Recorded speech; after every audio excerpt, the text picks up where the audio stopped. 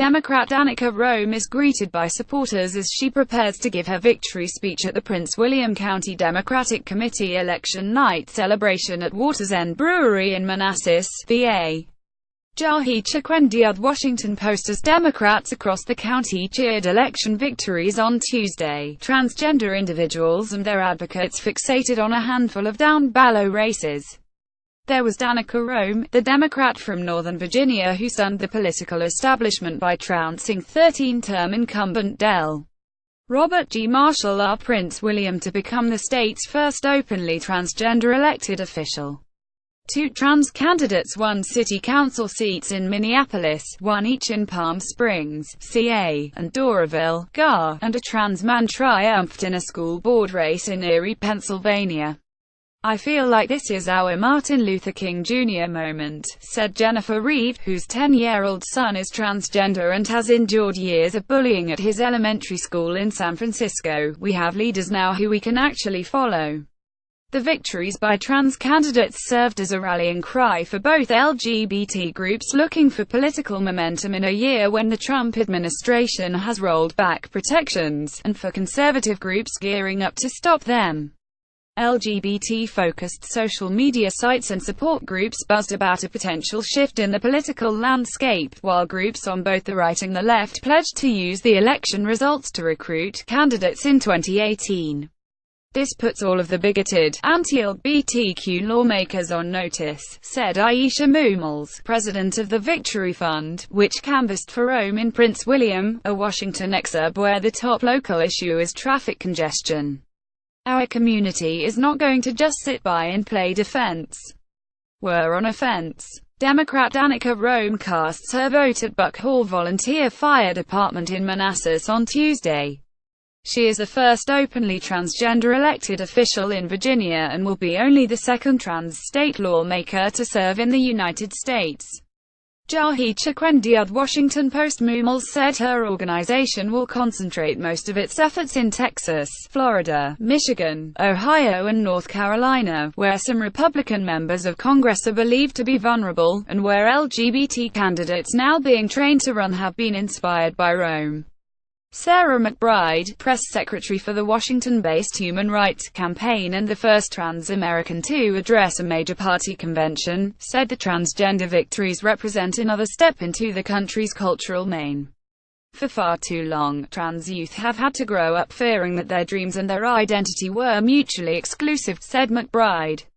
"Last night, they were able to go to bed knowing that someone just like them, come January, will walk into one of the oldest state legislatures in the country and be sworn in as a state legislator." For trans youth across the country, that progress isn't just a headline. It's not even history. It's hope. Conservative activists said they, too, plan to use Roem's victory to drum up support in upcoming elections outside Virginia. Terry Schilling, director of the American Principles Project and one of Marshall's biggest donors, said he was encouraged that the Republican did well in some predominantly minority precincts, a sign that conservative-leaning African American and immigrant voters in other states might be receptive to an anti-transgender campaign. "I'm going to have a lot of good data to show potential donors," said Schilling, whose organization fielded a robocall on Marshall's behalf. "The messages we were using were actually working to bring voters across to our side." View graphic. The latest stories and details on the 2017 Virginia general election and race for governor. Amy Adams, who lives in Virginia's Stafford County and has a daughter who is transgender, said she has no illusions about how much Roem's election will change things. On Election Day, at her polling station in Hartwood, Adams ran into Del. Mark L. Kolar Spotsylvania, who like Marshall had sponsored a bathroom bill in the legislature that did not advance. She said she approached the conservative lawmaker to talk about her daughter, and asked if he'd given up on the idea of regulating which bathrooms transgender people can use. Cole said he had not, Adams said, and told her she could raise her son however she wanted. "That was the only time he looked at me in the eyes when he said son," Adams said, "so, it's not over for us."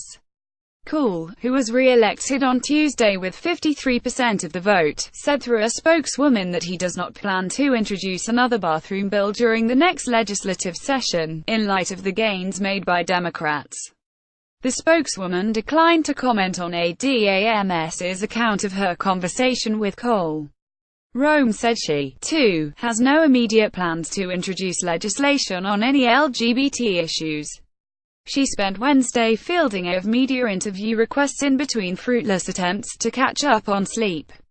She also made some preliminary calls to local, state and federal lawmakers about funding for alleviating traffic on Route 28, her signature issue during the campaign. Besides that, the 33-year-old said she plans to push for more funding for public schools and for the General Assembly to fund an ombudsman position to expedite Freedom of Information Act requests, a need she identified during the 9 years she spent as a local reporter covering Prince William. Roem, who often campaigned wearing a rainbow headscarf, said she had agonized over when and whether to discuss her transgender identity during the race, fearing that doing so would lead voters to support Marshall. Now that SHE has been elected, Roem said, she plans to embrace her stature as a role model to other transgender people. I didn't have people like me in a position of power while I was growing up, Roem said. I didn't have anyone to talk to. Those people do now.